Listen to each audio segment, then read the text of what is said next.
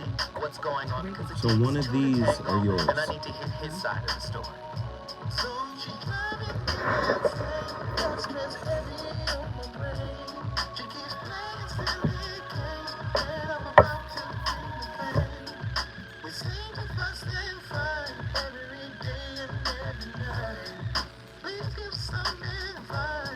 So we can see the light. See the light.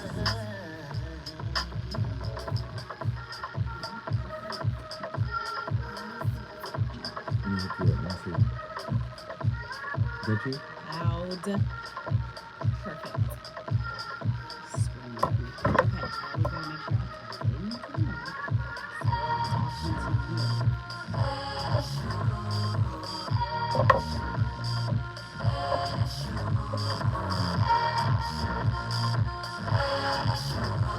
Issue. No, you good one.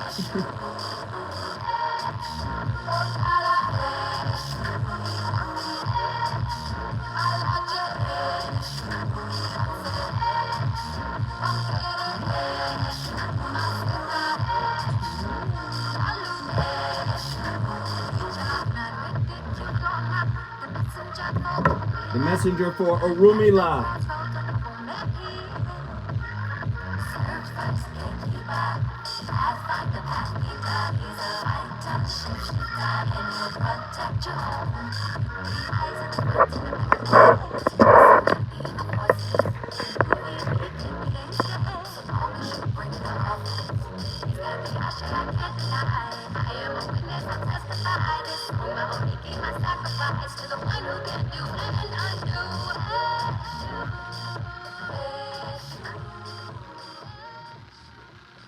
We are talking all about pride. Pride in a good way, but pride also in a bad way, specifically related to relationships. Now, pride is a tricky thing. It's a tricky thing. When we're talking about pride, you have pride in your country, pride in your relationship, pride in yourself, pride in your children, Your pride faith. in your family, your faith. Work. Pride is a good thing in most cases. Now, where it gets a little dicey, where it gets a little tricky, definitely within relationships, is pride that's connected to your ego. Ooh. I'm going to say that again. Pride that's connected to your ego is usually that pride that can get in the way and really put a damper on relationships and can ruin relationships. Yeah. It can really be a killer. Sometimes it could be refusing to apologize. Oh yeah, that is a big one. I think that is one of the major identifiers of your ego getting in the way. Another example can be if you're unable to see your partner's perspective because you're so kind of like wrapped up in your own way. Right. That can be your ego. If you know that there are some changes that you need to make, but you're unable to hear that or accept that from your partner or hear it from your partner. Yeah, you're right. It's like you're not able to accept help or hear criticism. Or hear criticism. And I think that really can be, that's all connected to pride, to be honest, because if you're not able to take criticism, whether it's in a relationship or just with anybody, that is something internally that is connected to pride. So just that alone can really damage a relationship, can even kill a relationship, because sometimes the pride gets in the way to the point where you guys aren't even on speaking terms, or you don't want to be the first person to talk. To talk, the communication is lacking because of it. It's like, oh, this person did that to me, so I'm not going to be the bigger person and try to resolve it. I'm just going to hit them back with the same energy or be spiteful. Exactly, and these are some of the things that you want to avoid in your relationship, because the more pride that goes in on a day-to-day basis, the more that you're going to start to have resentment, maybe. Right. Yeah. Ladies and gentlemen, you already know what it is. It's hump day. Get ready, get ready, get ready, get ready, get ready. The voice of reason. Live from KBLA Talk 1580 in the heart of Leimert Park with another riveting, intriguing, engaging, interesting, inspiring, motivating topic that was delivered to me by one of my god sisters. And she is here with me today. And I have to apologize publicly. I forgot to put her on the flyer. There, where I was promoting the show. I'm sorry. Forgiven. Unhealthy. It's unhealthy. I'm sorry. Tonight's topic, because she's got an amazing new journal out. And tonight's topic is really wrapped around the purpose of the journal. The title of the journal in and of itself it's a New York Times bestseller. Absolutely. I love it. Can you talk to us a little bit about the journal and its application in our everyday lives? Absolutely, yes. Hello, everyone. Thank you for having me back. Oh, come on, girl. Dr. Picolya McCall here. Excuse me. Lovely. Sorry. Doctor. Psy.D. Absolutely. Yeah. So, clinical psychologist sitting here. And my journal's called Winning is Everything. Because it is. Absolutely. Speak on it. And we, in pride and practice, right, in truth, why I came up with this idea is I spend countless of hours reminding clients, just people, friends, family, keep track of your wins, not your losses. When we're keeping track of our losses, you create a loser's mindset. And I was like, happy birthday to me coming up. Shout out to all my Scorpios out there. This drops on the 18th of November. Get ready. So I was thinking, every time your birthday comes up, New Year's, you're like, what did I do over this last year? And everyone can always remember everything they didn't do. So they're like having this sadness, this, oh, I didn't do enough. I wasn't enough. I'm not enough. This, no, there's no trophies to them at the end of the year. But I'm like, what did you do that was good all year? And no one can ever remember. And I'm like, well, let's think about your milestones. Like, let's reflect on your last year. And they're like, oh yeah, I forgot about this. I forgot about that. Because it's so easy to compound negativity. Speak on it. And what happens when we compound negativity? Everything around us suffers. We suffer, our friendships suffer, our family suffers, our work suffers. So you're talking about internal wins Absolutely. versus societal wins. Which weigh the most? Which have the most value? Internal wins or societal wins? Well, it depends on what year you were born. Ooh. And that's the problem. I don't know what's happening to these 80 babies over here. But we didn't come up in a time of participation trophies. You set the bench, your parents weren't calling the coach, put them in just because. We were the era of the Rudies. Yeah. Like, you earned your trophy, you earned your win, but you worked hard for it, and therefore you also told yourself, I'm a winner. And this shift happened where whatever sport you play, now you automatically get a trophy just for showing up.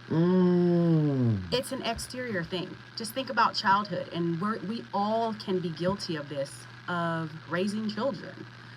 At one point, kids are like, oh, I'm the best, I'm the coolest, and we're fanboying, fan-momming. We're happy about it. And then there comes this time where it's like, when they're like, oh, my picture's good, or I'm good, or I'm great, then it's like, oh, whoa.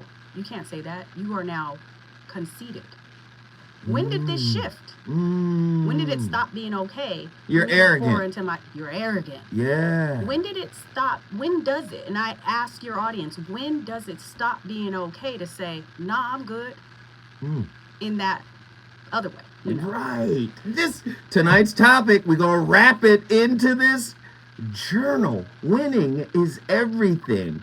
How society keeps us sick and reliant on external validation with words like confidence versus conceited. Right. This is interesting. We're taught to wait. Wait for it. I'm hired all the time because of this.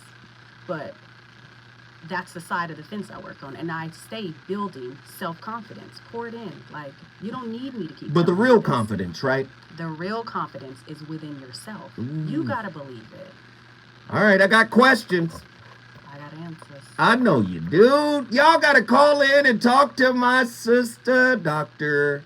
Picolya McCall, Psy.D. She's in the building tonight. Let me rattle off some questions. Is winning everything?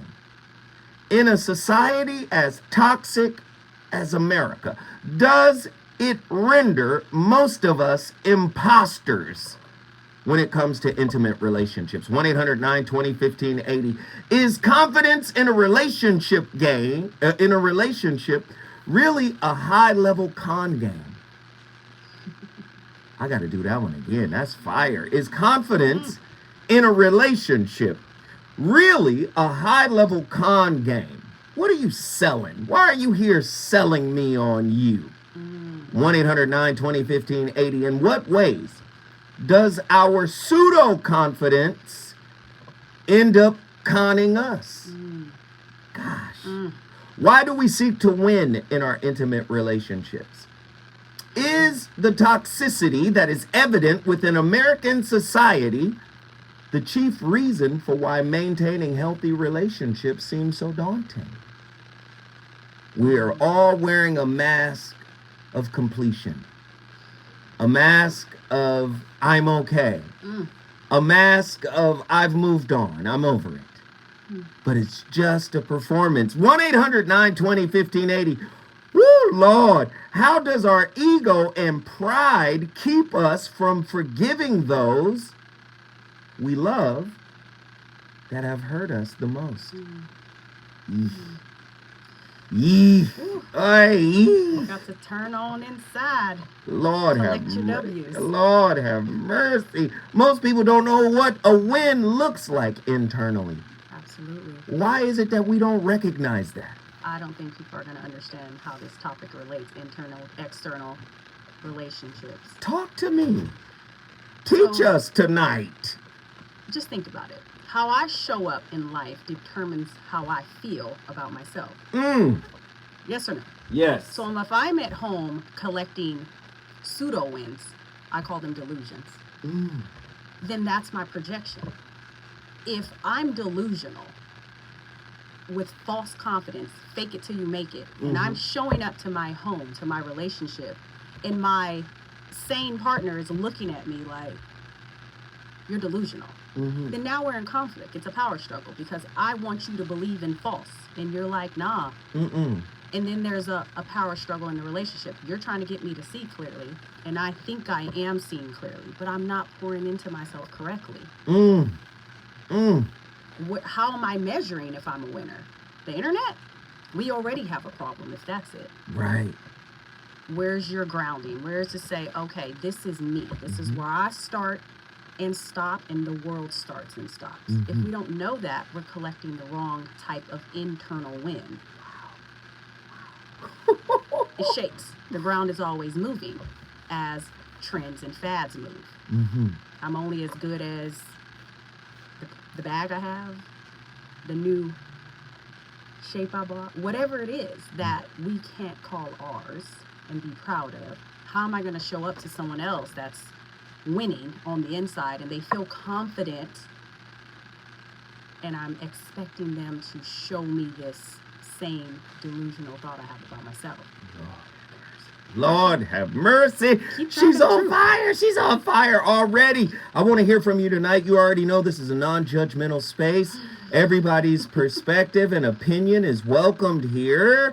This is a dialogue and not a monologue. Get in here and talk to us. In a society that often prioritizes winning, it also fosters toxic dynamics and perpetuates a culture of conceit. It is crucial to explore how these factors contribute to the deterioration of healthy relationships. This show tonight, we aim to delve into the intricate web of societal influences that keeps us sick and reliant on external validation, particularly through the deceptive dichotomy of confidence versus conceit. 1-800-920-1580. By examining the impact of the ego and pride and the pursuit of external validation, we can gain a deeper understanding of the challenges faced in maintaining authentic and fulfilling relationships. When I come forward, you already know the phone lines are open. Get in here.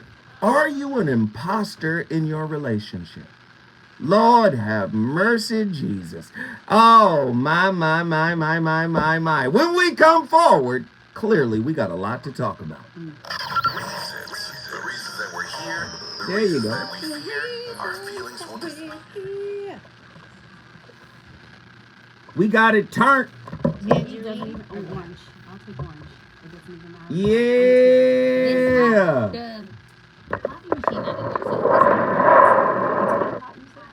Y'all like tonight's topic? My sister that came in here with a heater. Everybody got to hit the like button. Everybody got to hit the like button. Everybody got to hit the like button. Hit that like button. Show your love. Show your support. Everybody who purchased a book yesterday, guess what I did today? Guess what I did today?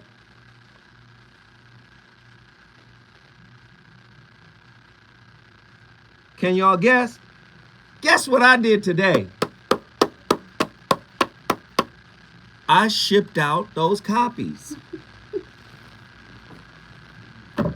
So guess what I need y'all to do? I need y'all to hit the like button. I need you guys to I need you guys to share the video. I need you guys to let people know that we're on the air. I need you guys to get on the phone lines. I need you guys to help me reach my $100 quota per show.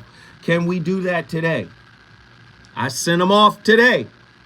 And guess what the lady at the post office said? Your penmanship is so immaculate. You know cursive? Hey, man, I'm from that generation where we learned how to write in cursive. We had to write with a pencil and a piece of paper and them fat-ass pencils. Come on, y'all. Support, support, support. Help us get to where we got to go. Hey, Shrouded Lighthouse is still available. We got 37 people in here. I'll be asking just for 3 or 4 people to buy a book. Can I get 3 out of the 37? Come on. Show your love. Support your brother Zoe Williams right now. I go to the post office. My days have changed. I go to the post office on Wednesdays and Saturdays now. It used to be Tuesdays and Thursdays, but now it's Wednesdays and Saturdays. Twos and Fuse, show up. Oh, that shit hot as hell. I know. Whoa, I was about to get a 9th degree burn. I felt it like. You have to you gotta take the lid off this. Oh, you have some ice back there? Shit, this is hot. It's gonna be cool by 9 o'clock. That's cool. I can drink it on my Man, Jesus. Come on, John Gilbreth. $50. Man, John, man. Thank you, brother.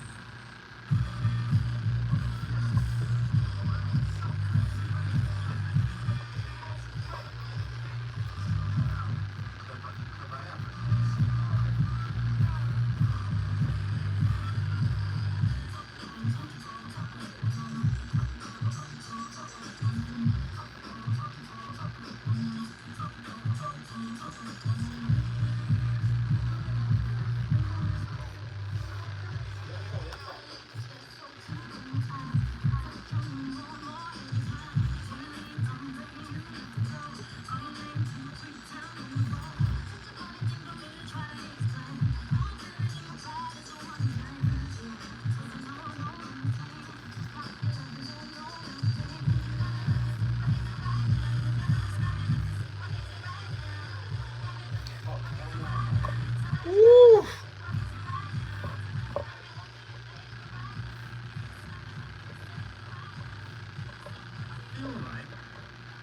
I need to ask about your ongoing recovery, because I know I've seen you hobbling into the studio today, just hauling yourself into your chair carefully, like a granddad, and I'm wondering, what's gone on with old Matt?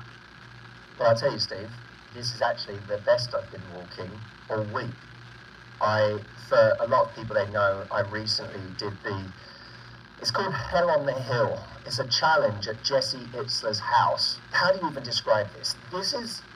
There is a big hill outside Jesse Itzler's house. Jesse Itzler is a guy that came to the Wim Hof retreat in Poland with me. Steve, back when I did the Wim Hof retreat in Poland, which, my God, we could do a whole other episode on, but that was us, me and a group of guys, some amazing guys, it's a superhuman type guys, all went to Poland to do pursuits in the snow and the ice that were, designed to freeze our balls off and see what we had in us, basically. So that's what we did, but since then, I've had this amazing tribe of guys, Steve, that every time they get together, you sort of can't say no, because you know it's going to be interesting. You know you're going to get so much from it. And even if it's something you don't want to do, you still say yes, because you just know that the time together is going to be worth it. Well, this was one of those things. It's a race where you have to go up and down this giant hill 100 times. It takes 4 hours to complete. So it's like the length of a marathon. And by the way, it's not like it really takes an hour, but they give you 4 just for the people that, need to take their time. It takes 4 hours at a good pace. If you're not at a great, if you're not going a good pace that whole time, you're done. You're not going anywhere. You're never going to finish. And I'll tell you, Steve, I was doing it with our friend Lewis Howes, I was doing it with Jesse Itzler, I was doing it with Mitch, like all these amazing guys that came to Poland with us. I wasn't ready. I was not prepared for this. These are guys, your group of sort of Superman friends, if I can call it that. Right. You're Superman friends with the confidence to attack the task at hand. I think it's easier to climb Mount Everest than it is to climb Mount Self. Ooh. Listen. One more time for the people in the back. I think it's easier to climb Mount Everest than it is to climb Mount Self. You have a point there. But why? Listen, people are afraid of what's in them. Yeah. See, oftentimes doing things like that is an escape from doing the real work. So you're telling me if I'm I'm an action junkie. Come on. I'm running from this action inside. Come on. That's where the real action is at. That's where the real fight is at. Do you see what I'm saying? And then my ego and my pride can claim the mountain as a win.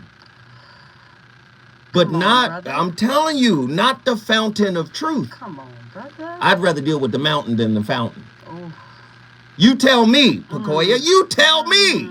You know what? So eloquently put. Yeah. That is one of the most difficult things is having someone look in the mirror. And if over time you look at the mirror at the end of the year, and this is again why I'm like, this self-guided journal helps you to keep track of your wins daily. Got a motivational quote about a win. And it's designed to make you stop and pause and think about this exterior self versus this inner self. Something no one else gave you. You don't need Mount Everest. You need to climb into you. And that is the hardest part of even having someone be able to take a look in the mirror. You know how many people can't even stand in the mirror and just be like, you look good, you look nice, I love you, I like you, you're cool. And I'm like, why not? And they're like, I really don't like what I see. What are you doing about that though? So let me climb Mount Everest. Right. So let me ask you, would you consider a fractured relationship with a parent an opportunity, right, to get a win? say, let me write this letter. Oh, of course. A forgiveness letter to my father. Oh, of course. And release him of all the expectations that I thought he was supposed to give to me as a child. Is that a win? It's a win because you're actually releasing yourself. Mm. See, we don't, or we should not, or the best way to apologize is not always for the person. It's actually for yourself. You also release the story, the drama, the experience, and you get to take responsibility for your role in the experience. Not just good or bad, but I apologize for how that landed. May not have been my intention, but I apologize gets me free from that too. I'm not above apologizing. I'm okay with apologizing. People are like, oh, I don't apologize. I don't. Well, what does that mean? What's the narrative behind if you apologize, it means what? I'm weak, I'm terrible, I'm horrible? What can I, being sick is profitable. Come on. It's profitable. Being mad at my parents for the rest of my life excuses me from showing up. I'm always broken. There's power in being sick. There's a payoff in it. It's huge. I get to be taken care of. I get, I don't have to, I can be afraid of success for the rest of my life and blame my mother because that one time she left me, on the side of the road. Whatever. Right? I get to be a victim. Forever. I get to be on. Come on. Take care of me. I get to be on spiritual welfare from here on out. Take care of me. Because I've been damaged. I've been harmed. At what point? Come on, man. Let's write down some other things you've done today besides be a victim. In the name of Sweet Baby Ray's barbecue sauce, when we come forward, we're going to get on the phone and talk to G from Los Angeles. Where did Sean go? Sean, get back on the line. Get these phone lines cracking. Y'all know y'all need to talk to the doctor because she's in tonight. Good stuff. Good stuff, sis.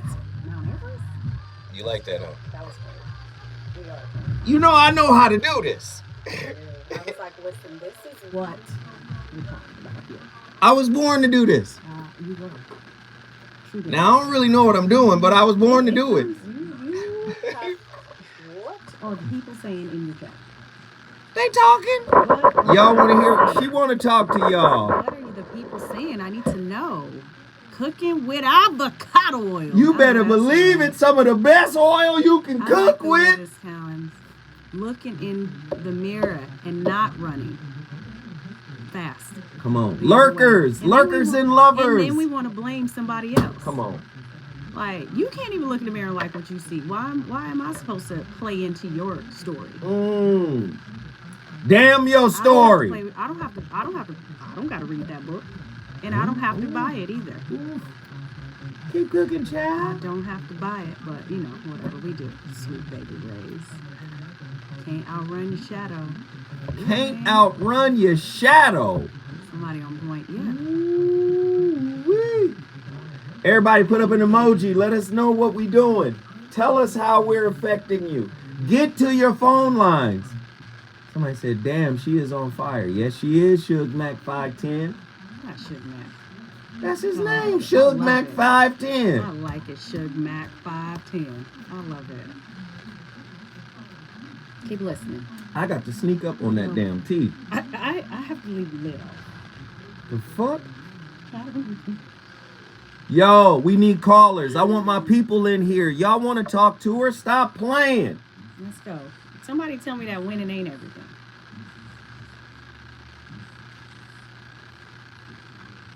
Hey, John Gilbreth, and everybody who's hitting the super chat, we appreciate it. Somebody just hit it. Nzinga dropped $4.99 on the chat. Y'all follow Nzinga's lead. Yes, she is. And I know her husband.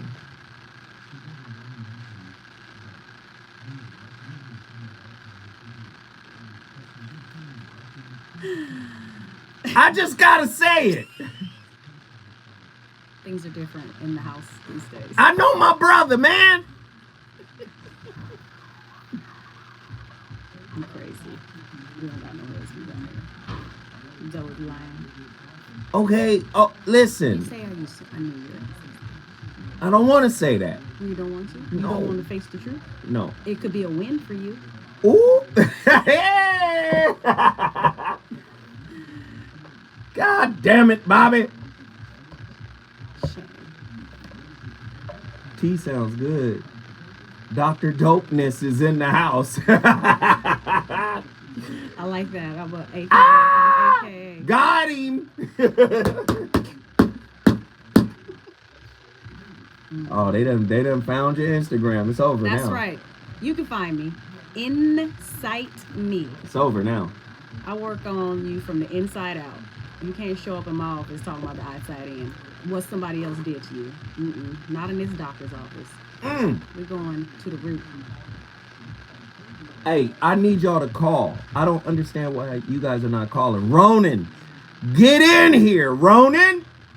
Scorpio Nation is in the building. Woo-hoo. What's that number one zodiac sign? You don't have that planned? That's not coming up? No. We only play that during the Gemini season.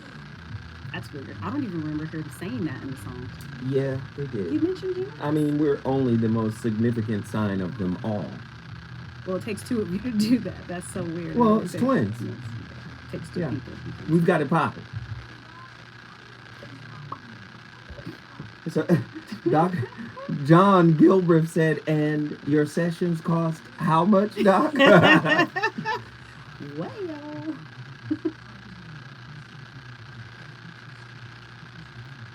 Truemonger said, eyes up. I'm just saying. When Gemini show up, we set this motherfucker off. I have a sister that's a Gemini, and you're right. You set something off, it's usually people. That's fine. I'm okay with that. That's fine. Upset. Set people off. Suge Mac 510. Shout out to the doctor. She's super gamed up. Yeah. We rocking. We are rocking.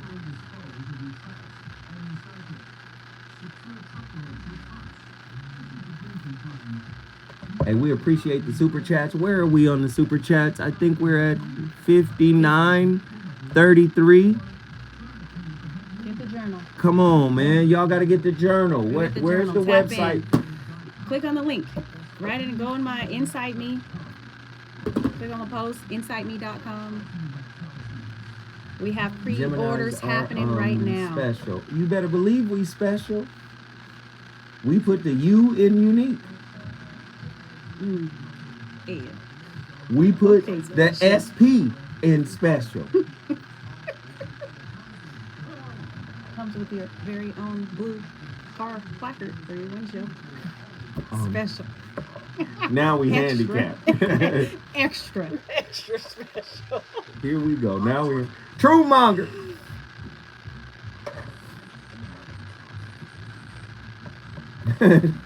Tard adjacent.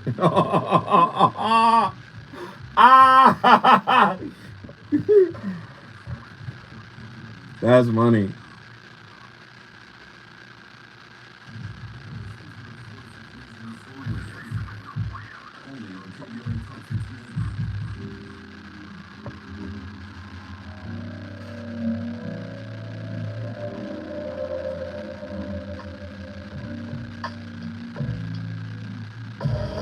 Just had a fight with my mom over something trivial told. We really had confrontation. I think she get it from my mom. Come on, Ronan.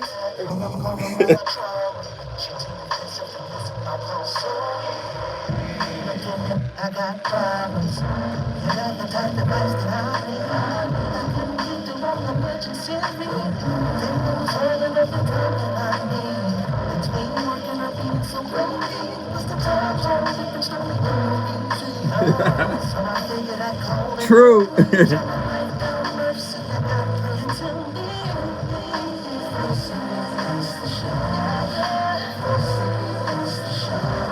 So just lay back in my hands. So everybody told me it's over. voice of reason, yeah.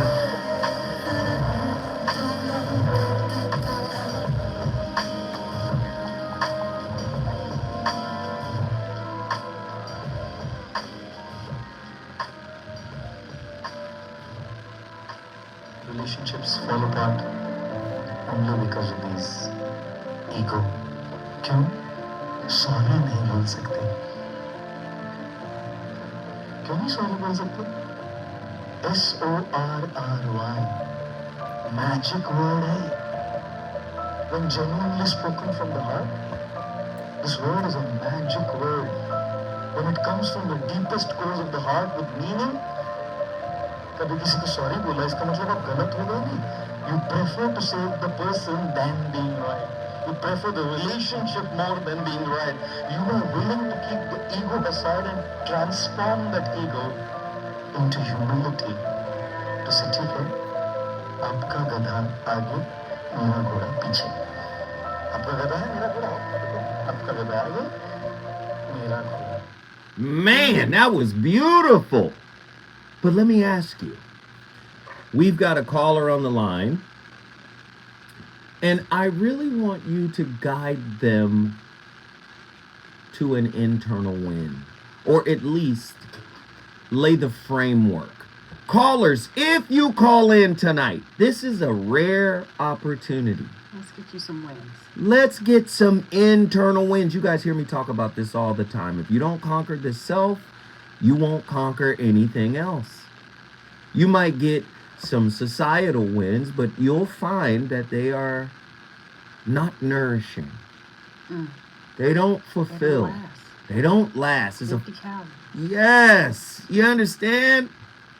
So, if you call in tonight, I want you to ask the doctor, the good doctor, Dr. Picolya McCall Robinson, Psy.D. I want you to ask for help. Help me. I need help. Well, first of all, McCall is my last name. We're just going to start slowly. Winning a trophy is important for your mentality. Is it? Winning a trophy is important for your mentality. Answer that question. No. Well, I would say yes and no. All right, let's talk. I would say yes and no. It's one of my quotes in here. I would say yes and no, and my yes and no to that is this: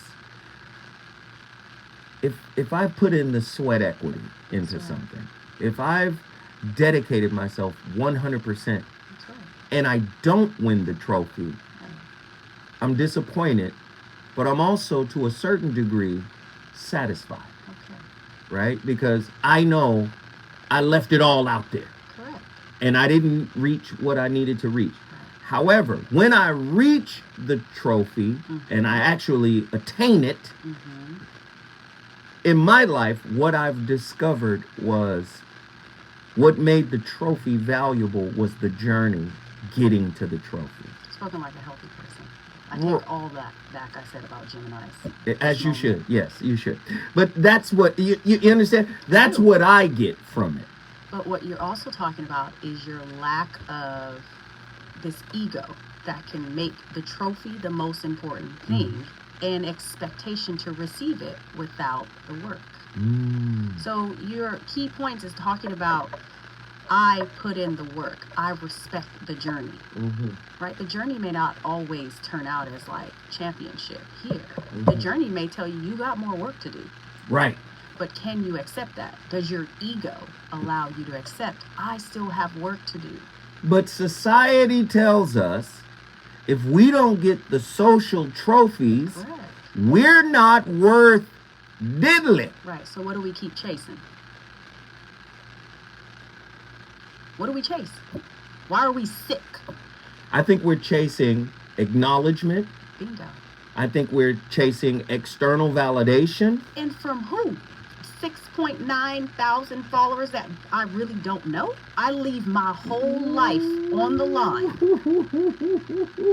I put all of me, all of my work, in my journeys, all of all of my self-love into the hands of someone who doesn't know me, who's being entertained, right? Because their life means nothing, so this is a distraction for them. Correct. So you're looking for validation from a distraction. From who?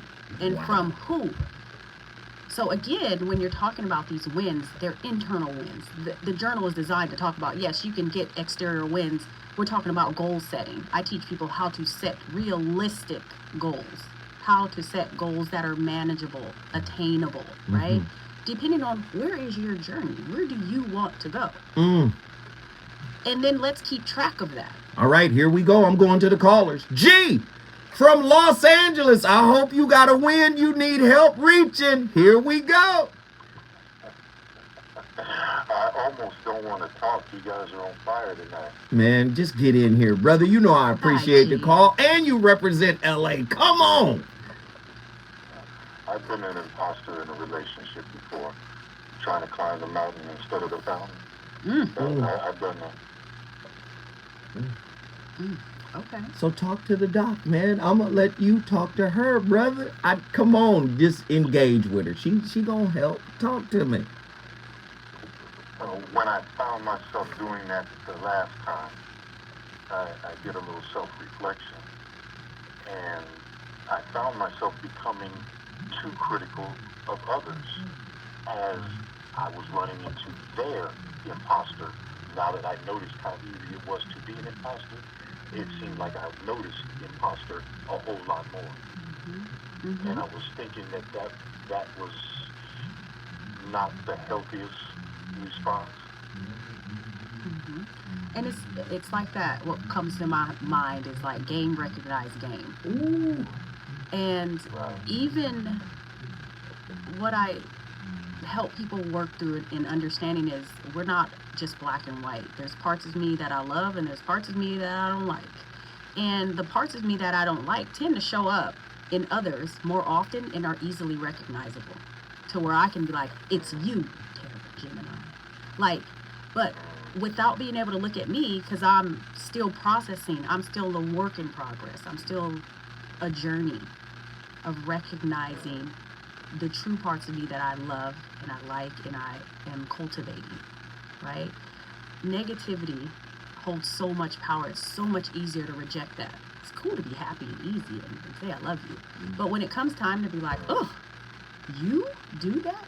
Then we have to balance out that ego. Keep going. Keep going. Now that I'm healed. Now it somehow catapults us into this position to be judgmental. And that, again, is a little more work. That's why we are ongoing works in progress. Like, I don't need to reach out and point out to someone like, you know you need to work on that, right? They know. No, but you just said something very, very profound. Can you remember the healing you've done in a hurt moment, in a disappointed moment? Because it's like you said, it is so easy to say I'm healed because I'm feeling better. Ooh, and I know it. And anybody, shout out to my Scorpios. The ability to just stay quiet and let somebody spiral and spin and shoot darts. Because everybody knows, you get an argument with a Scorpio, you're going to lose. Well, it depends. Your feelings is going to get hurt. You want to call the cops now. You know, you want to tell people's moms on them. Like, the ability for me, and this is where I know, I've done the work, is I don't have to say anything back. I know it's like, oh, okay, that's you. Sorry. It's not my battle. And then, of course, I have conditioning and training and expectations of being a psychologist that we have it all together, and we don't. So this space that's also left of this higher expectation, you know, I've blown roofs off. Like, oh, no. I'm just a regular healing person. I'm going to let y'all still know. Right? But it is this ability, when you do recognize, I don't have to get into that with you. I know those parts of me and why you're triggering me, why I can see this, why I recognize this, and why I want to respond. That's when you be like, ooh, why do I want to say something so bad? Wow. Why do I have to put you in your place? Wow. They're hurting. So, G, I'm gonna ask you a very heavy question, brother, and I want you to, I want you to speak to my sister. She's here right now. G. Let's go for it. Where are you still hurting? Rejection. I was rejected, and it made me feel worthless, and it took a while to get some self-respect back. How does he get the win? And I say thank you, first of all, for we love this brother. Come on. You're already winning, G, in being able to even express that and say that. I have been hurt. I have been rejected. And this is what it did to me. You've done the work, and that is already the win. Period. Do you believe that much? Absolutely. Absolutely. Well, I believe I'm still on the journey, but I'm farther along, much further along than I was before, to the point where I can see that I'm clearly on a journey. Absolutely. And those are things I have people jot down regularly. So I'm like, every day is a journey, 365 days. So today I'd be like, mark this down that I did the most bravest and went on the radio and told people I've been rejected and I've been hurt. There's so many people that are afraid to call in and even say that, right? And collecting that and saying, okay, so the next step is where have I seen rejection before? Where did I first see rejection? It's recognizing it. It's understanding its root. And then we do something with those roots. We need to cut them, change them, water them, kill them, whatever it is. So that it doesn't show up anymore. She's cooking too much right now. Hold tight, G. When we come forward in the name of Sweet Baby Ray's barbecue sauce, we gonna keep cooking this meal. That's good. That's good. Let's get him a win. I need this win. Lord. Hey, listen, man.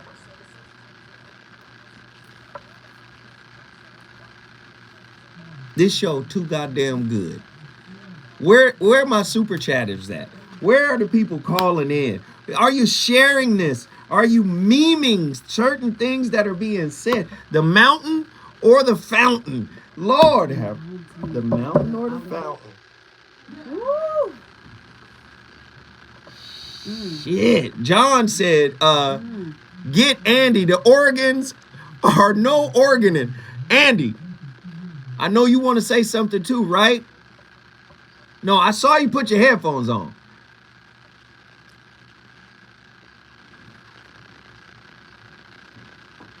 I did, but then once you started speaking, it was like, okay.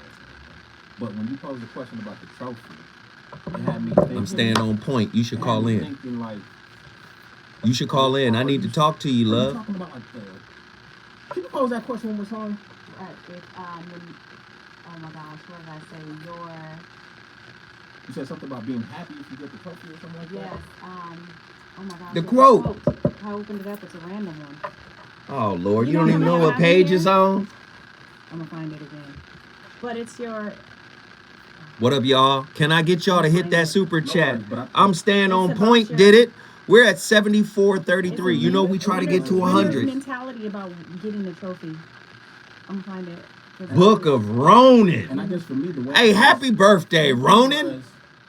I'm going to get you in here, man. I already know you got something for me. It's your birthday. You know what I mean? Like, happy birthday, good brother. That symbol, so to speak, to know, like, for example, Reggie Bush, they took his trophy away. Right. But we still know him as the Heisman. As the Heisman winner. You know so he doesn't necessarily need the trophy. Correct. They could take it away from him, but I think we all know history. Winning a trophy is important for your mentality. Is it important for your mentality? Okay, and winning a trophy, is it important for your mentality? And I feel like I could win without the trophy. Absolutely. That's the thing. How do you know you're not winning? So we can go back to that. But it's like, my thing is when people... Come on, y'all. Ronan just took us to 94.33. It's 47 people in here. And I'm only talking to the people that haven't super chatted. If we could get those people to drop $2 a piece, we're there. We're there. What? My tea is finally teable. Yeah. I'm trying to get a win right now. Hit that super chat. Get on the phone. I don't understand why our sisters ain't on the phone right now.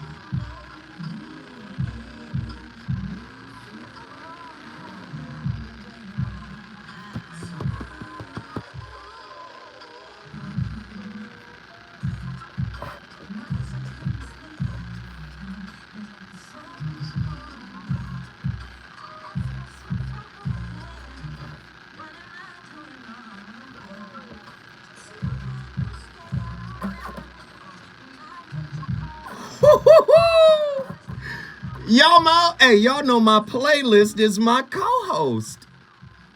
My playlist be acting a fool. We up in here tonight. We got a powerful topic. We got a powerful sister in here. Listen, let me just tell y'all, all this brothers hating on sisters, and when sisters like this exist, what you gonna do? What you still listen? They exist, brothers. They gonna win this trophy because it's important for their mentality. Do you understand me? Nah, man, it's a whole culture of men that have been broken, that are hurt, that are dissatisfied, that may have some societal wins, but internally, no wins. They bench players. It's a black hole. And when you are in the presence of a sister like this, who has this level of insight, and you choose not to listen,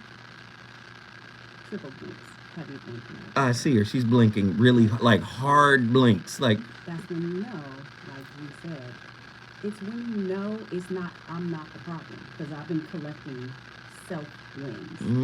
At some point, I know it's not my battle. That could be the spirituality lined up in that too.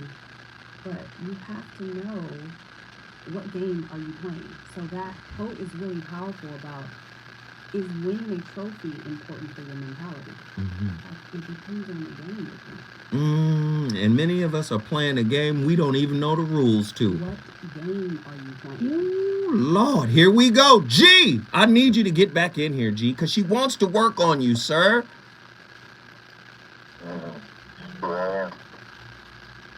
G, what game are you playing? And what's important for you to win at the end of the day? Self-respect. It seems as though I'm on a never-ending quest for self-respect. And that's a big thing. Self-respect. How do we learn that? Who first taught you about self-respect and what it means to respect yourself? How is it supposed to look? Like, how do I know I have self-respect?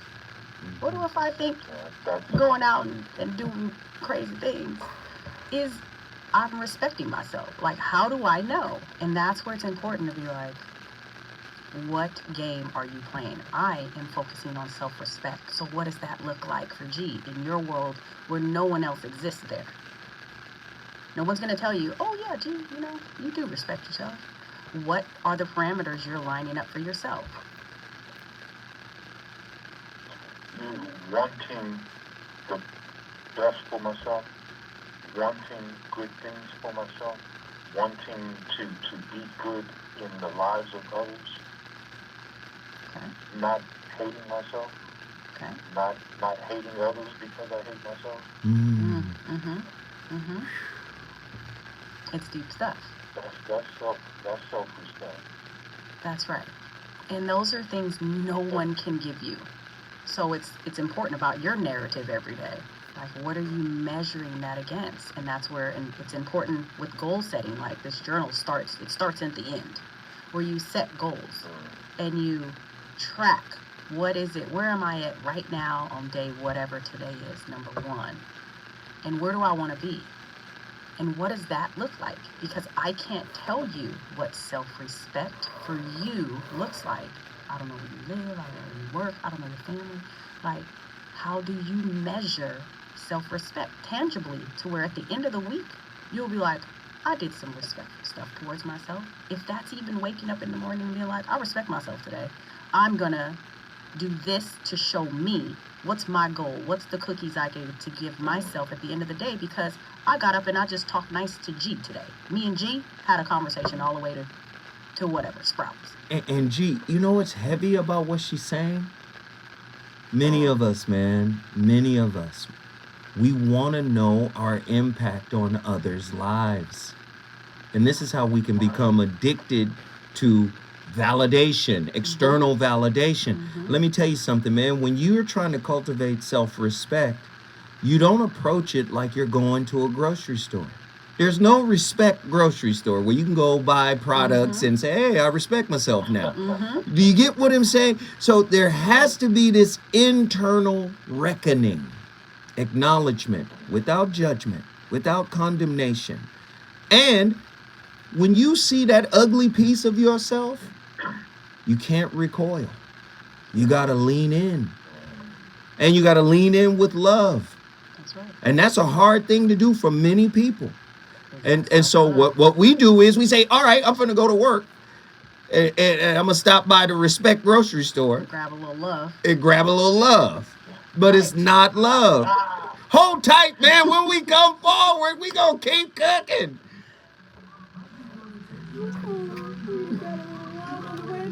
On the way to the self-respect stove. The self-respect stove. Yo, this shit dumb tonight. I love it. What's at the self-respect store? The self-respect stove. At the self-respect stove. What's on the shelves there? Let's see. Some bling. Ooh. Uh-huh. A little bling might be on there. Some rims. Yeah. Definitely a sound system. BBL. BBL is on the... You know, I want to look like an ant. Give me a BBL. I'm sure you're going to get to it, but somebody commented on the KBLA YouTube. They want us to know the name of the journal. And if they can get it or something like that. Yeah.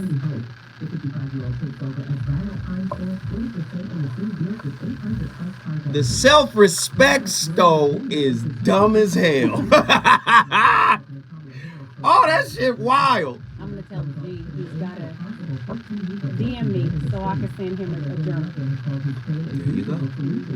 There you go.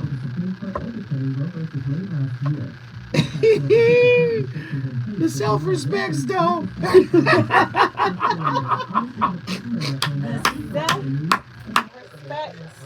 That shit is comedy. The relationship swap meet. Go down to the relationship swap meet. Just swap out this old one, swap in this new one. Pick up a 9-carat gold bracelet. I mean, a new relationship. That was easy. The Fellowship Flea Market. Okay, they in here acting a fool now. Now they acting a goddamn fool. That's Ronan. What the fuck? The Fellowship Flea Market. I need to make notes of these. Sweetened with Splendor. Y'all stupid. What the fuck? Yo, this shit is fire. Hey, is there anybody else in here brave enough to do what G did, though? Is there anybody in here brave enough to do what G did? Some self-respect nachos. Y'all stupid. Relationship is in trouble. I'm gonna do the Call it. I know, Ronan, I got you. You next. Does black love still exist? What are your bedroom turnoffs? Fantasy and fetishes, financial infidelity. I'm dating a fat person. Are they worth the wait? Trust me, this gonna be crazy. How about the heavy stuff? The child wasn't his, and you still had to play child support. It was a very heated Al Boogie Greensboro, call in. Daddy's maybe. I just have so many questions I want to ask you. I was like the kids, is this okay? Roll up there. Damn. He told me he had a vasectomy. I'm pregnant. Betrayal has been committed. Hit you with a bad touch routine. How does he maintain his humposity? He likes it when it pinches my lips. Why can't you open up, brother? I'm a karate man. Karate man rules on the inside. They don't show their weaknesses. Yeah. How do you write William so well?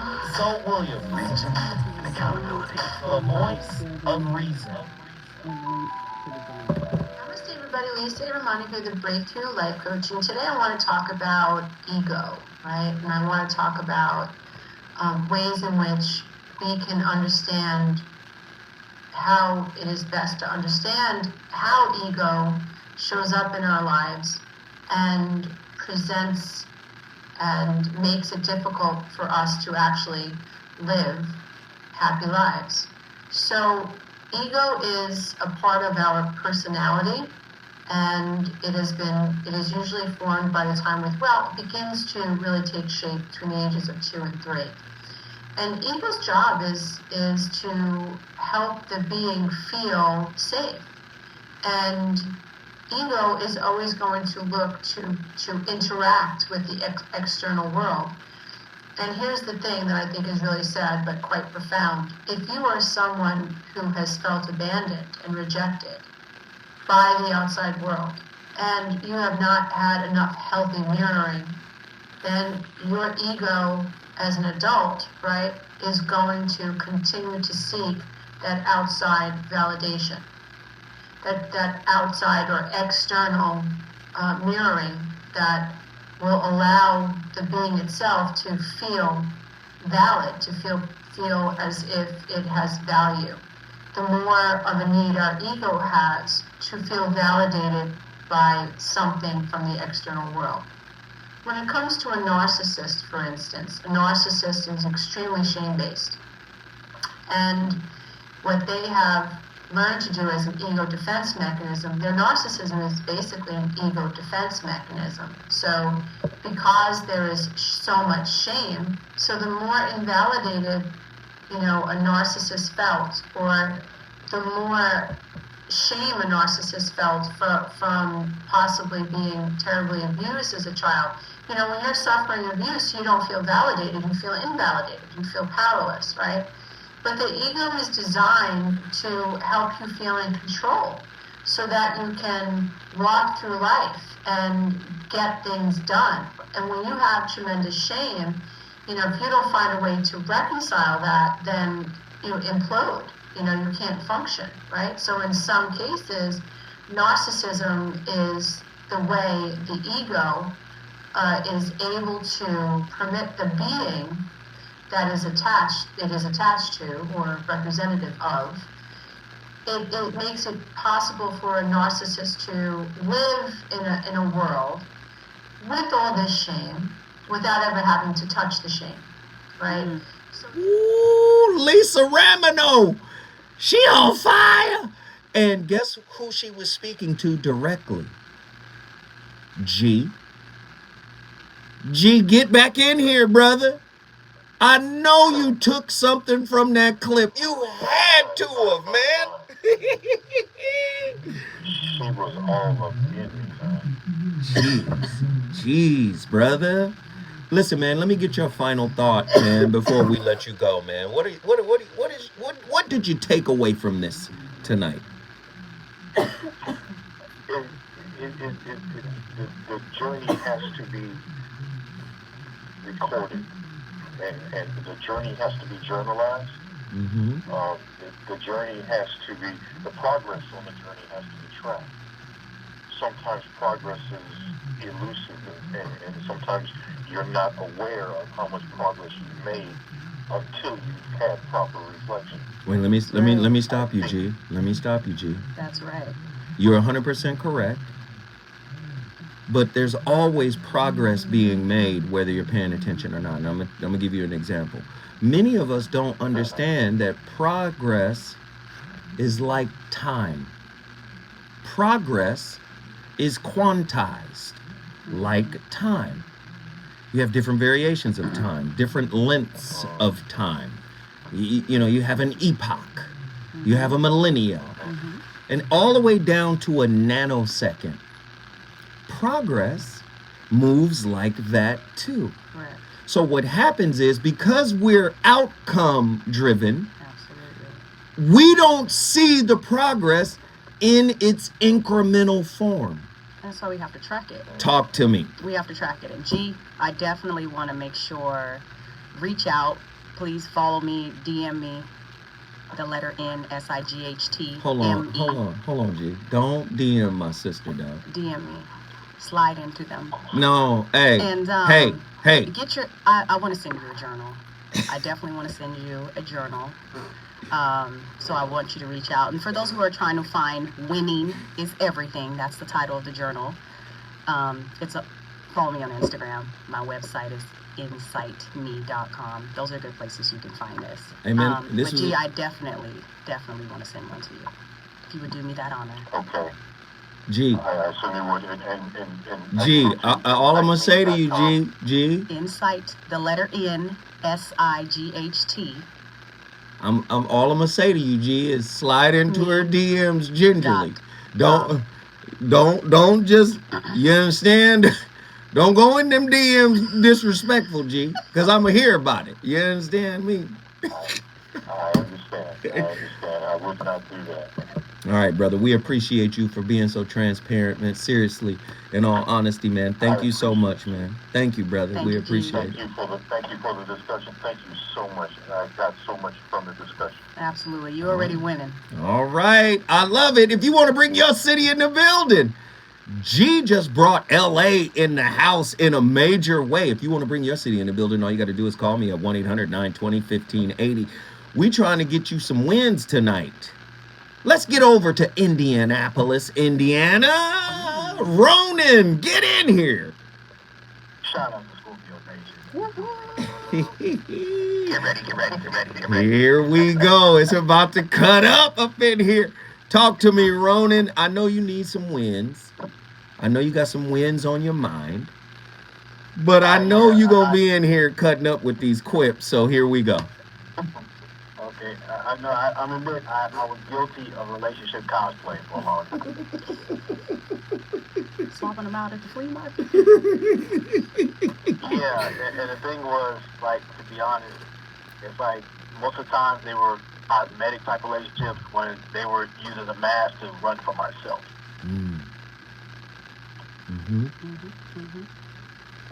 And then after having to deal with the consequences of that, I had to learn how to fire my representatives and basically learn how to treat myself a certain way, learn how to take myself out.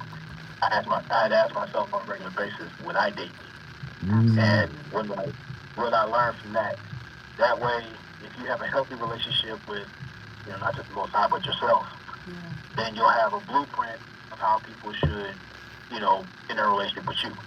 Absolutely. It starts within. Yeah. It absolutely starts within. We are attracting, I believe, what we deserve. What we need. And what we need and what we look like. Yeah. Not the parts of us that we like to see, but those true parts of us that we don't want to see. And we do everything, like climb Mount Everest, to avoid looking at those parts. Yeah. So Ronan, Yes, sir. I'm gonna need you to get transparent, brother. Okay. Let's get a win here. Let's Let's get this win. Let's get this dub. Okay. Where are you hurting, brother? Tell me now. Where are you hurting? Where I was hurting is I didn't know how to receive love or compliments, so I was comfortable with relationship welfare. I want to know a little more what that looks like. Relationship. What that is thing is like, let's just say you don't put in the work, but you want all the benefits. Or the work you do put in, you a little bit fraudulent with the application. So basically you're stealing more than anything. I got it. I thank you for the transparency and the honesty because we need it.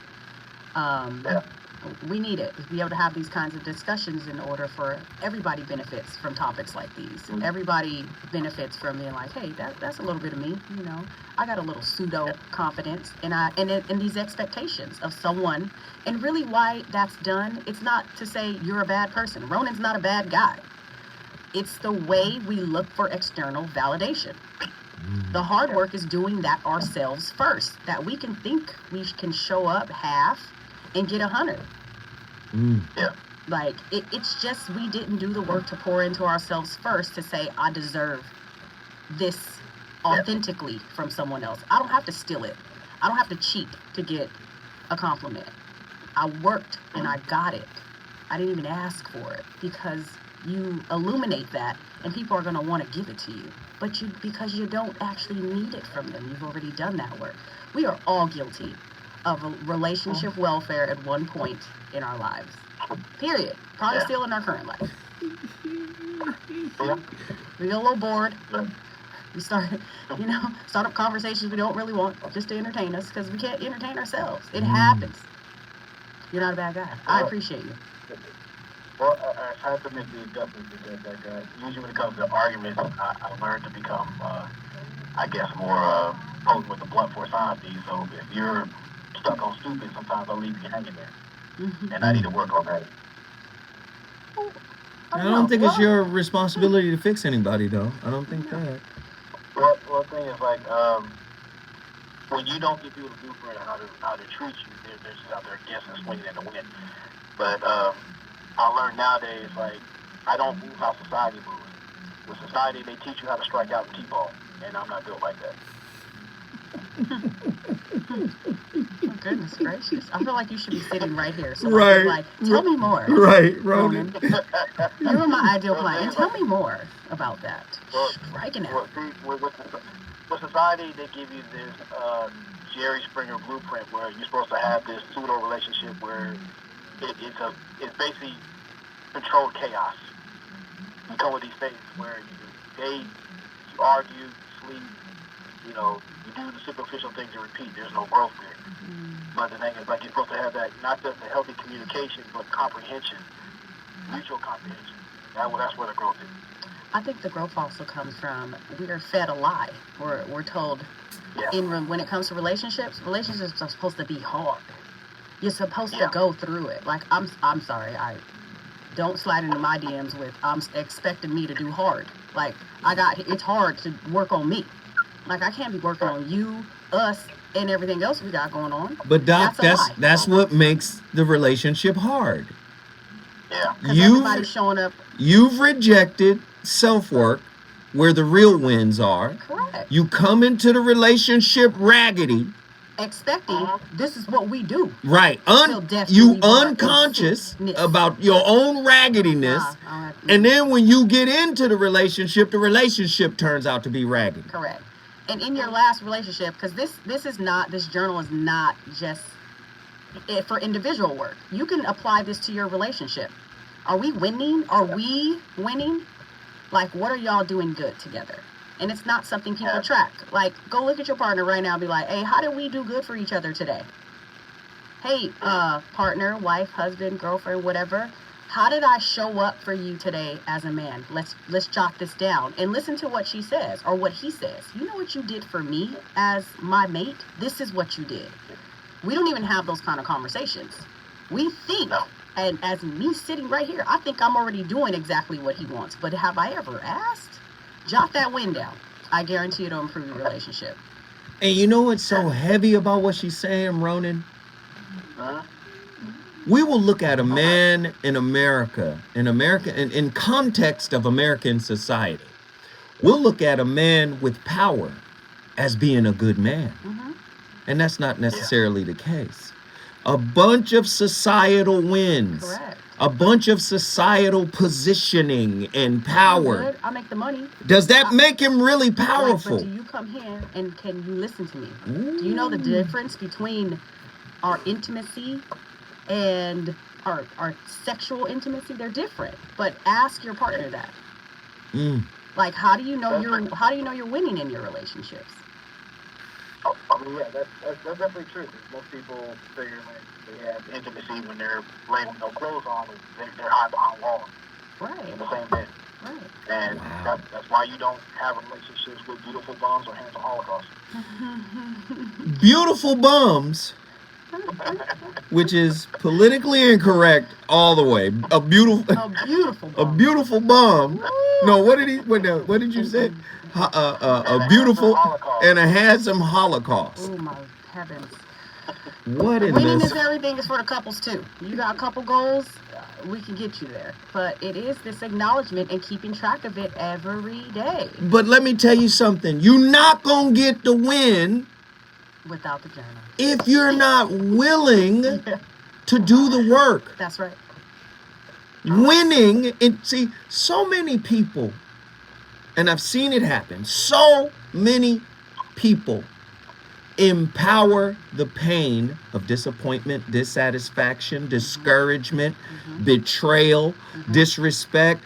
Again, all of these things are coming from somewhere. If you're listening to the doctor tonight, everybody she talked to, she started with, sounds like, something that happened early in your childhood. She's coming from a base that's telling her, something happened that you carried into your adult relationships that's playing out. You get what I'm saying? Again, your partner is merely a question to an answer you've been carrying around. Right. Do you see? So you're not going to win unless you're willing. Do the work. You got to be willing to look at self. You got to be willing to take responsibility for self. And then if you so happen to find somebody that you actually love, you got to be willing to do those small things like, hey, let me get this Winning is Everything journal.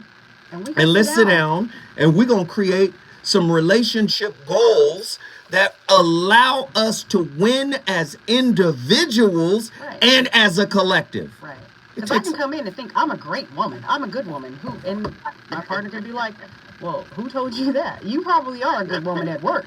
But when you get in this house, you're not. When you get in this relationship, you're not.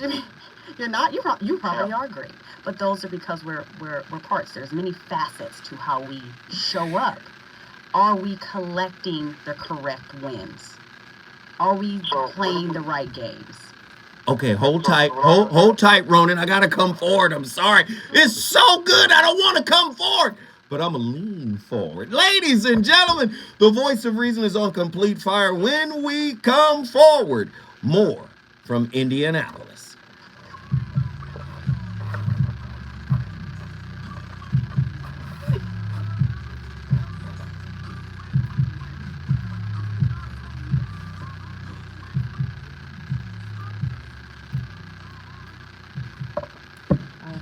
That was perfect. Yeah. Fire. We fire tonight. This shit is hot monkey lava. What do you say? A beautiful bum? A beautiful bum and a handsome Holocaust. Ronan, god damn. The book of Ronan. Truemonger should have been called in. Attila just got in here. Nzinga, I know Nzinga should get in here. Suge Mac 510 said this show hella dope. Come on, man.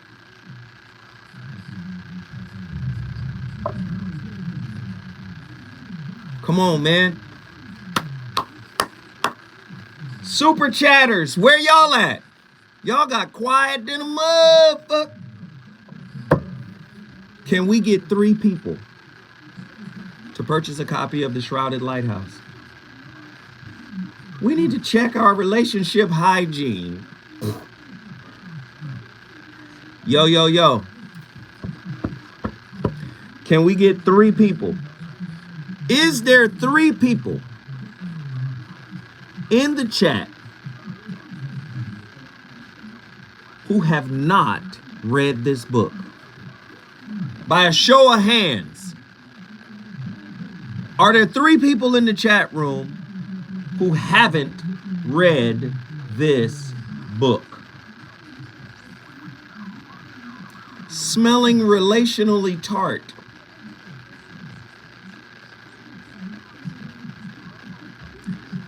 By a show of hands, I'm serious. By a show of hands. Yeah, they're full now. And really, they're not full.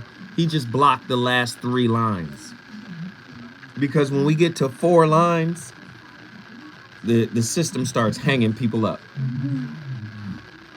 Book of Ronin, man, you got to get this book. Monique's Journey, thank you so much. Thank you, Monique. I shipped your book off this morning. Ronin, you got to go to my website, man, MrZowWhat.com, and get your copy of The Shrouded Lighthouse. Let's be honest. I think I got my copy already. Then put your hand down. I said, anybody who hasn't read this book, put your hand up. And I know there's people in here who haven't read the book. I got too many goddamn copies of this book in my living room. I know people ain't read this book. But I'm encouraging you guys. I want 3 people. Does your heart stank? That's Ronin. Does your heart stank? The fuck?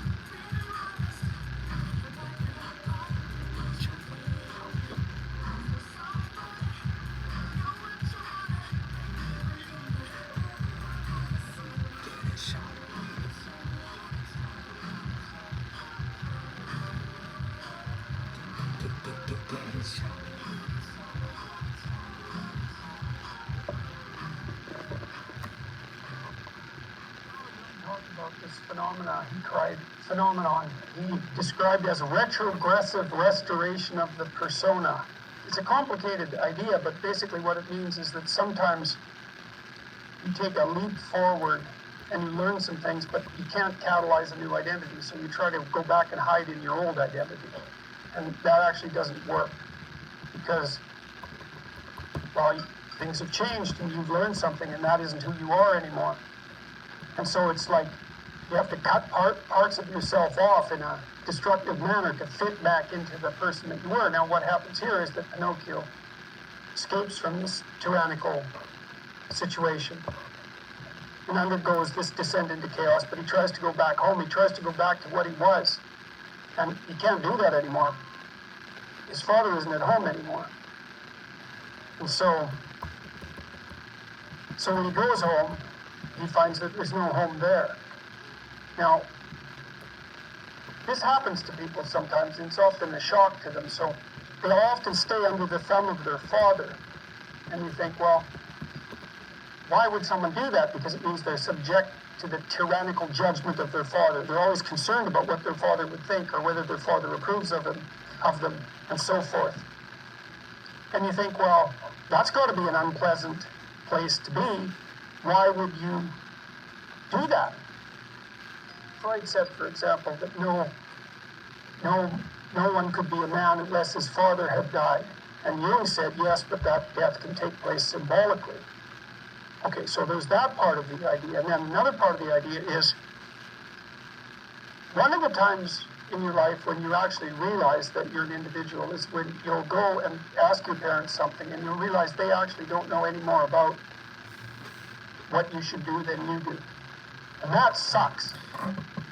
Breaking up with the toxic past that you modeled. They love you, but they weren't right about everything. They did their best.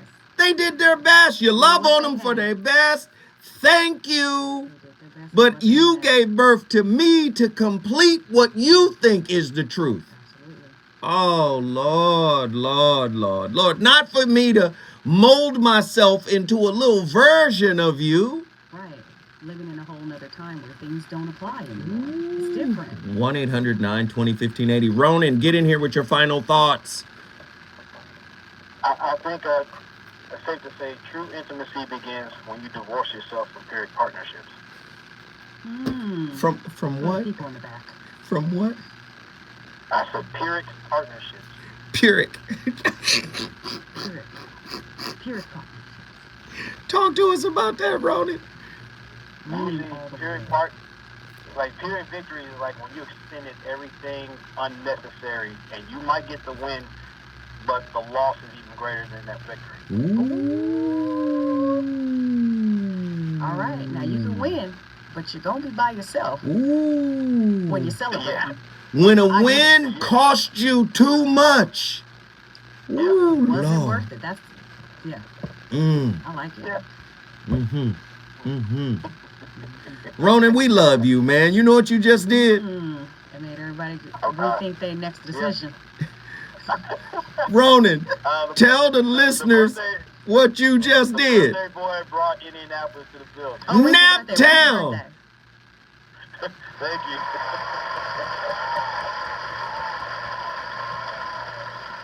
Naptown is in the building. If you want to bring your city in the building, all you got to do is call me at 1-800-920-1580. Ronan, happy birthday. When we come forward, we going back to South Central LA. We're also going to Houston, Texas, and somebody ringing that line right now. Get at us. We want to talk to you.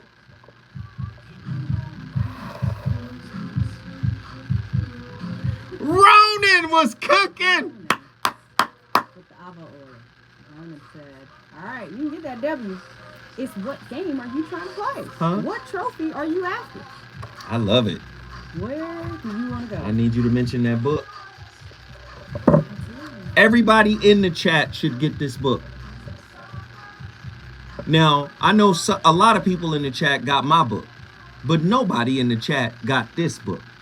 So I want everybody to support my sister, because this journal is about internal wins and keeping track of them. Please support the sister. Y'all got the link is in the chat.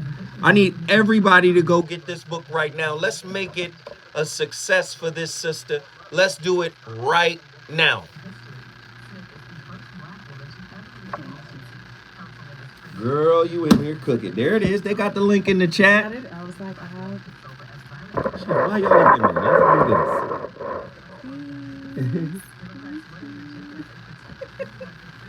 it's everything. It's important. It's important. You got to start at the back. Set some goals. Start at the back. I knew once you sent me this topic, I was going to do something. Start in the back. Make a list. Check it twice. This is Christmas. About to cuss, This huh? is Christmas.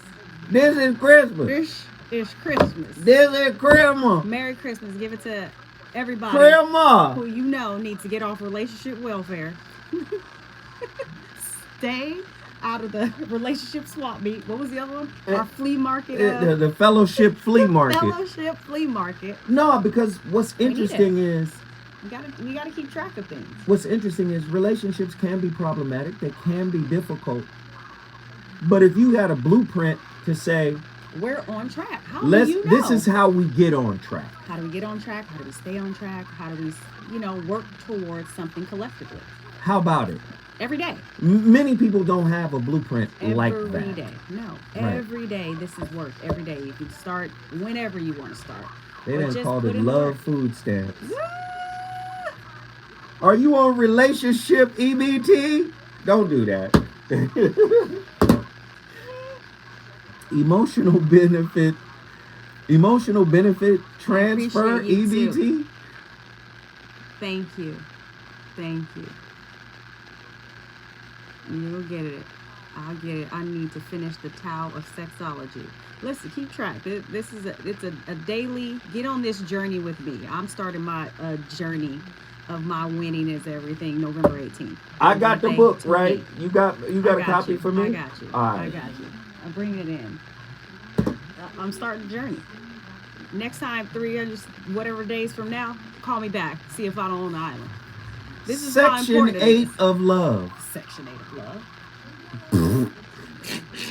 You got Section 8 of love. Thank you. Get the good things book. Yeah, Psy.D. Yes, it was all thought about a long time John ago. Gilbreth keeps asking you. He says, "How much is the session, Doc?" Session. Send me a message. I'm gonna give you the my God Brothers special. There you go. That's why it is. Follow me. Message me on the website. Send me an email. I got you. Are you in love with an edgeless oracle? Are you pregnant with a homosexual? What in the... You're a wild. Chat is wild. Ronan! Ronan dumb as hell. Oh, shit. I love it. This is great. Edgeless oracle. What the fuck? I don't even know what edgeless or I have to think about that. I'm wrapping my head around this. Edgeless. Hey, keep. When you sell a few more Plan Bs. Wow. What can I do if my love language is ashy?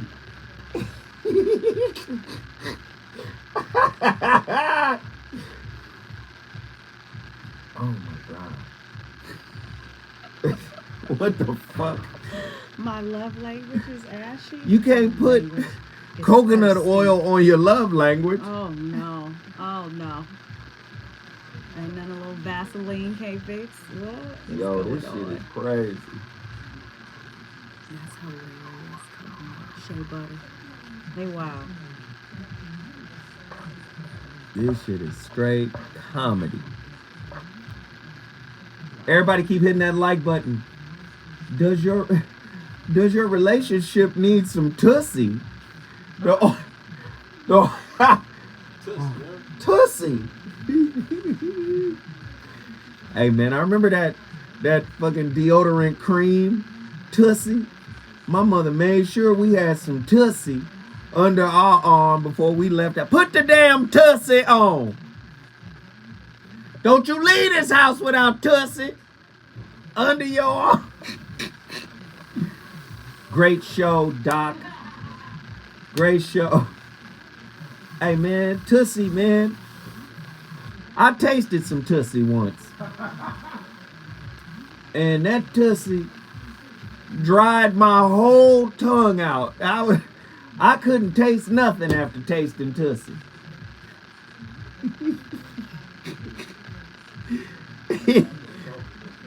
My mouth was dry as hell. That shit worked. Tussie isn't cold for something else. No. Mr. Zoe. I was a badass kid. I was trying all types of shit. Yes, I tasted some Tussie. Live at 20. Tussie tasting. Who's ever tasted Tussie with me? I'm sorry. That's terrible.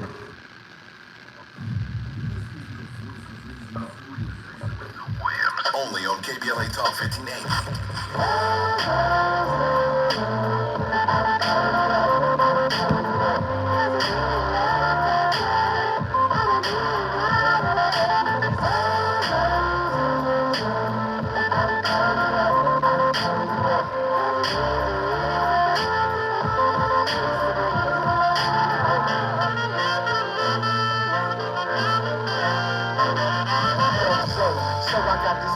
final chick who got her revenge from when I was on my 2 times hit.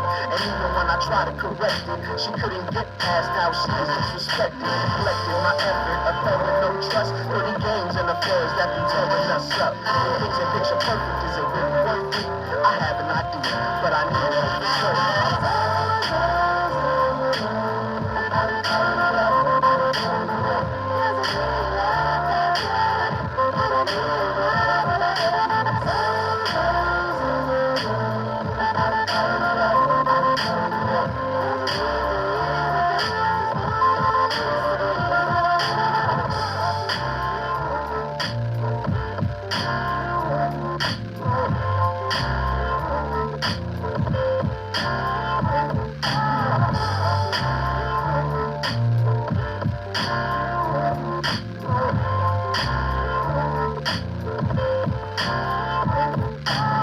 Say to me, I have no self-esteem. I hate that word.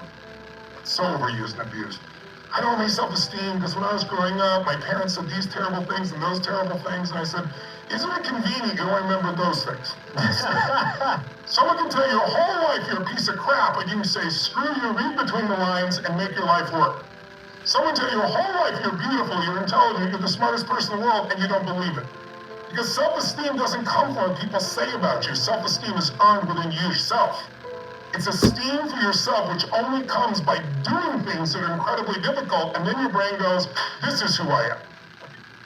Nobody wants to do that, though. Ooh, tell it on the mountain. Nobody wants to do that. Gotta go inside. This is why we live in a society that says love isn't enough. This is why we live in a society that says, oh, well, you know, you just do the best you can. And you make way with what you got. You know, everybody's trying to be safe.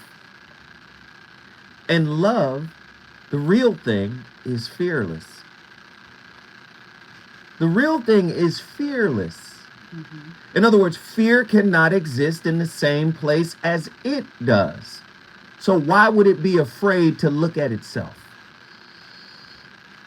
Do you see? So many people don't want to see themselves. You know why? First, there's no real love for themselves. Right. They want love from someone else. They want somebody else to do the work for them. So what happens is they are fearful with regard to looking at themselves completely. Oh, yeah. Right? And the love that they're supposed to receive always comes from the outside. Absolutely. Do you see? Well, yeah. We're mimicking parenting in childhood. Where did your initial love come from? Right? So if those are things that have been broken, right? We didn't reach those developmental milestones successfully, right? Let's just say from the very beginning, you learn trust and mistrust from who? If the parents aren't there, that's the first introduction you get with love and self-love. Do I do it on my own, or but nobody wants to think their parent was the solution and the problem. Well, we're the solution, and that's where the misstep is happening. That's where the failure is happening. That's where we're missing the mark. At the end of the day, where do you stop holding someone else responsible for your success or your failure? It is that place to go within and do that. But going within is like the cave. That's the cave. It's terrifying in there. No, I'm not going in that damn cave. Trust me. Linda Blair is in that cave. Have you seen Linda Blair? On Halloween, she was on every channel. I said, Lord have mercy, turn the TV on. Once you get in there, once you get in there and do the work, and it doesn't and it can be scary. It's a buildup of however long it's been happening. Again, this is why we break it up into pieces. This is why I help guide through tiny, measurable goals. One win at a time. Take it day by day. Don't go in there and try to look and fix all of this at once. It's overwhelming. It is. That's why break it up. I want everybody to go get her journal. My sister, Dr. Picolya McCall Robinson, Psy.D. Go get her journal right now. Incremental wins. Step by step, brick by brick. Where do they get it? You can get it on my website, which is the letter N, SIGHTME. That's insightme.com. Or you can follow me on Instagram at insightme as well. And it's there. I want everybody to go get it right now. We need to sell 5,000 copies tonight. Can we get 5,000 copies off the shelf tonight? Winning is everything. Here we go. There we go. Ronan, don't slide in her DMs. Go to the website like a gentleman. Okay, here we go. We got callers on the line. JW, Los Angeles, get in here. Hey. Yeah, the main reason why I wanted to chime in is because of that journal. But like I mentioned last night when I was expressing myself about my handicaps, and you told me don't use that term. But anyway, the point is my disabilities. Disabilities or dysfunctions or things of that nature. I'm forgetful, and then, like I said, I overthink things, and then I'm absent-minded, and again, I myself destruct, or, what's the other word I use? That's self-destruct, but it's the same difference. You said sabotage. Okay. Right. Which is the same difference, self-destruct, sabotage. But the point is, that's my fault. And I believe that's all emotional or mental or, in terms of thoughts are something that are not material and it's imaginary or dream or fantasy or irrational or rational, but it's something that is not tangible. So thoughts are not something that's permanent, it's temporal. And we have to deal with facts, like as we said, once you go inside that cave, you deal with increments or portions of small bites. And knowledge is power, and once you be informed and you know what's going on, you no longer afraid. And that's why I said with myself, I'm learning how to fail and fail better, because I realized I should not be emotional over situations, because that's my internal fault. Well, J-Dub, she gonna give you the journal now. Slide in here. You guys get the journal. Hey. Send me a message and you got it. I'm making sure I'm sending your copy signed. Thank you. Okay, it's called My Internal Self, right? No, the journal is called Winning is Everything, but you need to go to her website. The website is? Insight Me. The letter N, SIGHTME.com. Now listen, JW, you gotta have a pen and a piece of paper because you already said you're forgetful now. Watch this. Right now. Okay, just now. Remember, it's insightful. It's Insight Me. NSIGHT.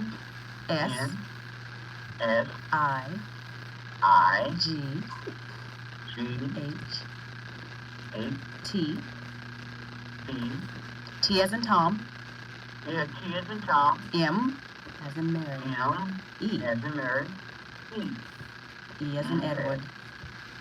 E as in Edward, yeah. That's right. So two E's again, right? Nope, it's just one. So we're going to do it over. You got it? Inside me. Yeah. NSIGHTME. That's right. Inside me. Okay. That's right. Not inside you, incite me. But it is. No, it's not. But it's insight. It's me. incite me. Yeah, but the way it's spelled NSIGHTME. That's right. Absolutely right. Oh, Lord, he gonna spell it again. That's right. JW, man, we love you, man. Thank you for bringing South Central in the building. Lord have mercy. How to survive in South Central. When we come forward, we going to Asheboro, North Carolina, and Houston, Texas. Houston, Texas been on the longest. Get ready, get ready, get ready. Houston, Texas, baby. I love it. I can spell it out for the people. JW. I love it. I got it. So it's M. I got it. So M. Wait a minute now. NS. Is it Y? NSI. Is that NSI like the TV? Is that N? Somebody's like, NSI. Did you try to? I was like, NSIG. And you know, I got it. Inside me. No, God, yeah. But it is inside you. But it's don't you can't fuck with him like that. He gonna take it there. And then another M, and then two more M's. And I got the last one because the last one is me. I know what me is. M-E, yellow bustard. This motherfucker said, thick shoe Jamie. I said, God damn. Yo, can you answer that phone? Oh my God. Oh, John Gilbreth said he just ordered your book. Thank you, John. God damn. Somebody said the link was open. I'm like, because somebody is spelling inside me right now. Some do the voice too well. Oh, my commercial. More than 100,000 California tenants who were rejected or delayed with applying for COVID rental assistance. Inside me. So the book is inside me. That's where the book be at. The book be inside me. March 2022. Put the book inside. Alliance of California for Community Empowerment, Policy Link, and Strategic Action what the for a Just Economy sued the department. According to the coalition's analysis of state I love the read I the did here. department rejected nearly 30% of all applicants. And I read this motherfucker one time. Agreed to clear all renters in the pipeline within 6 months. See, what had happened was I had got a new job down at the Foundry. And my self-esteem had went down because the job that I had applied for originally, that job was taken by a younger man, and they said the man had more qualifications and more skills or whatnot. And so something got inside me down at the Foundry that, you know, previous to that situation, I had never felt. You understand? So then I got this journal called Winning is Everything.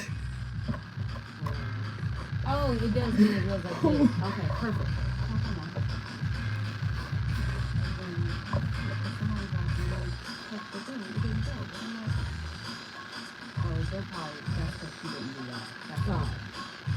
Scroll up. Scroll up. Okay.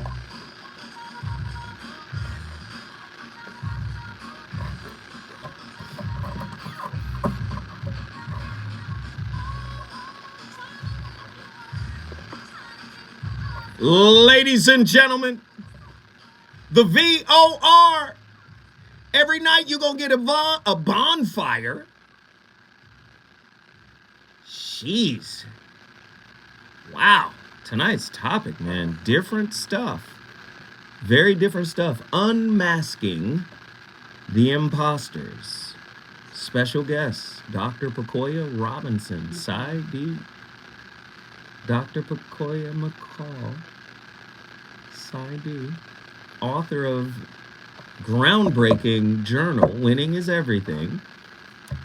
We got 3 callers on the line. Listen, you guys are going to be my final 3. I want you guys to really condense what you need to say because I want to get everybody on. Atala from Houston, Texas. You're on now. Talk to me. Well, hello. What's going on, Doc? What's going on? How are y'all? Thank you. I'm well. Thank you. Yes. Okay, so real quick. So, the win that I want to achieve right now, my main goal, is silencing my inner critic. Okay. Yes. All right. Sorry? I said, all right. All right. I'm rooting for you. Yes. Let's go. Yes. I recently went home this past weekend, and I had to confront some things, namely with family, because they were my first critics. And so I realized that that's where the source of the voice came from. And so essentially, if I want to get rid of that, I have to go with the punches. So it's like learning a new language. of no longer outsourcing your power. It's like working out. It requires exercise. You're building an entirely new muscle. You're speaking a brand new language. And one part of that is you got to have grace with yourself as you go through this process of quieting your inner critic. Inner critics stay alive because that's what you're tracking. Again, journal every day. A win of today, even if it's one positive word, one positive sentence you're saying to yourself, and you write that down, there's power in writing. It's like you're solidifying it. It's your signature to the universe that this is how I think, believe, and behave.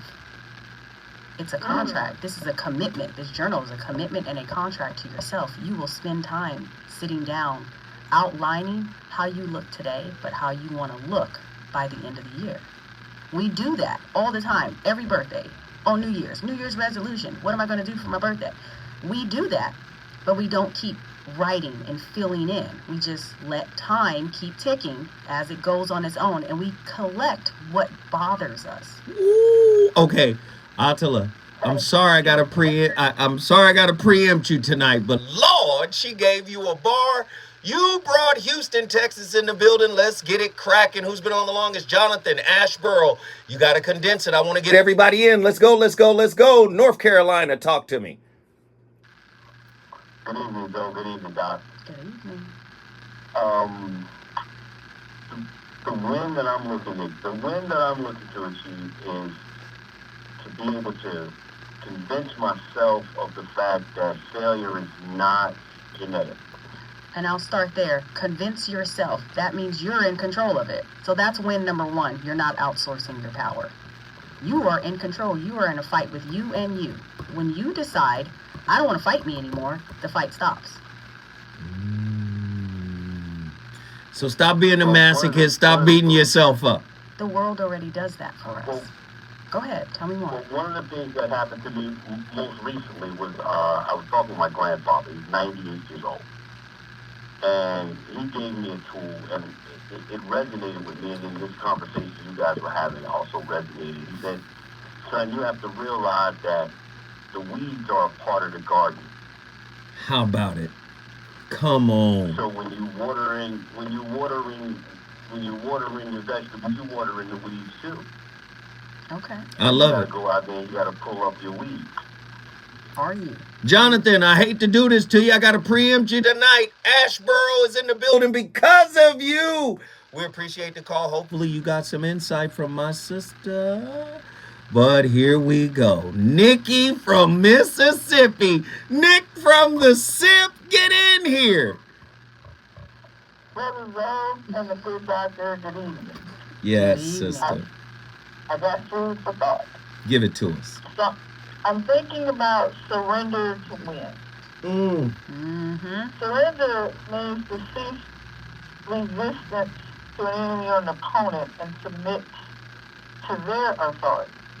But in the context of her journal, if we surrender and really give over those things that are inside of us we have difficulty looking at, that puts us in the seat of authority and not the thing.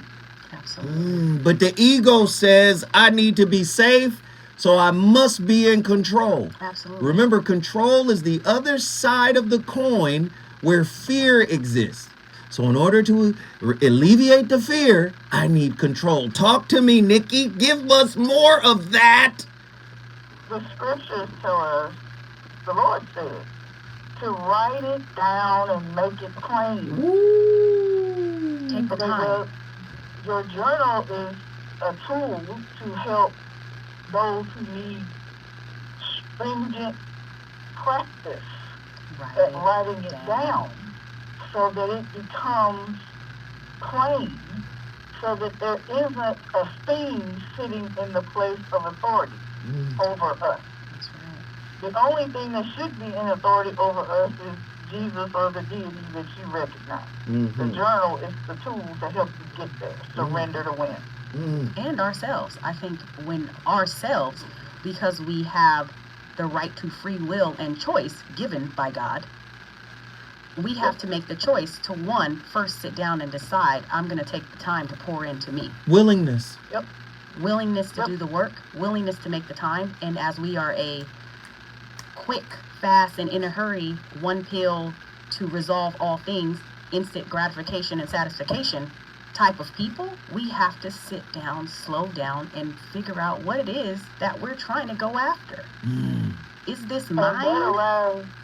Now you arrive at the place of healing. Healing to me is like, if you can imagine, you get a new skin every 6 weeks, right? Healing is like that. It's a continuum. It's not like a place I arrived. I'm doing it all the time, hopefully.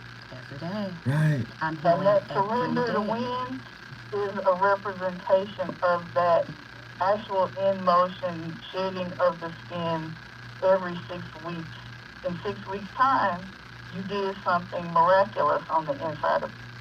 Nikki. Exfoliation. Okay. Nikki, I love you, Nikki. Nikki, call in tomorrow. I need to hear your voice. She brought Mississippi in the building. Crooked letter I. Send me a DM, please. You know what's interesting about what she said? I love that. The universe, God, whatever you want to call it, by whatever name, always answers yes. So be careful of how you word it. Many times, people will put their love on hold. Self-love, the love of their partner, because they say, when I heal. And the universe is saying, no, I am healing. I am whole. Many people say, no, I'm not whole until I get an outcome. And the outcome is projected out into the future, and the outcome usually never comes. Correct. Because you've worded it in such a way that the universe says, I'll give you more of the process. And where's the guide? Like, how do you mark the steps? Woo! Listen, where did it get the book? Tell them right now. Tell them right now. The book, insightme.com, the letter NSIGHTME.com. Follow me. Ladies and gentlemen, we started the conversation, but it is definitely up to you to finish it. Hey, this is what I do week in and week out. I love y'all for y'all participation tonight. You already know who's coming up next. It's RSVP with Jill Monroe. I'll see you tomorrow on my Friday with another slapper. Deuces. Thank you. Anytime, sis. So good. I got you. That was so good. Fire. Your audience. The audience is amazing. Yes. They was in there cutting up. Thank you guys for popping in. Thank you guys for sharing. We appreciate y'all.